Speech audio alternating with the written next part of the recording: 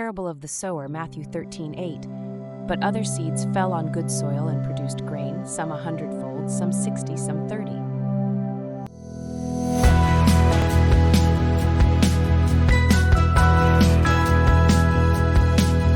Welcome to the Blessing Voices. Today, we'll explore one of Jesus' teachings, the parable of the sower. This story is found in Matthew 13:3-9, Mark 4:3-9, and Luke 8:5-8.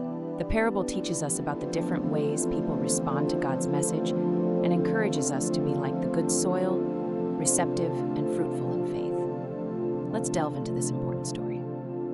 Jesus told this parable. A farmer went out to sow his seed. As he was scattering the seed, some fell along the path and the birds came and ate it up. Some fell on rocky places where it did not have much soil. It sprang up quickly because the soil was shallow. But when the sun came up, the plants were scorched, and they withered because they had no root. Other seed fell among thorns which grew up and choked the plants. Still other seed fell on good soil, where it produced a crop, 160 or 30 times what was sown. Whoever has ears, let them hear. The parable of the sower teaches us several important lessons. First, receiving God's message.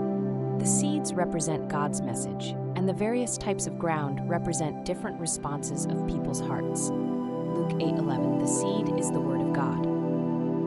Second, challenges to faith. The path, rocky places, and thorns show the challenges to faith, such as lack of understanding, shallow commitment, and worldly worries. Mark 4:19. But the worries of this life, the deceitfulness of wealth, and the desires for other things come in and choke the word, making it unfruitful. Third, being good. Soil. We should strive to be like the good soil, receptive and fruitful in faith, producing a bountiful harvest.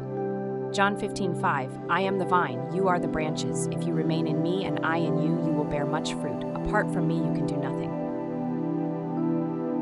As we reflect on the parable of the sower, let us examine our own hearts and strive to be like the good soil, ready to receive God's word and produce a fruitful harvest in our lives. Thank you for joining us today on the Blessing Voices. If this story has inspired you, please like, share, and subscribe. Share your thoughts in the comments below on how you can be good soil for God's word. See you next time, and may you always be fruitful in your faith. God bless you.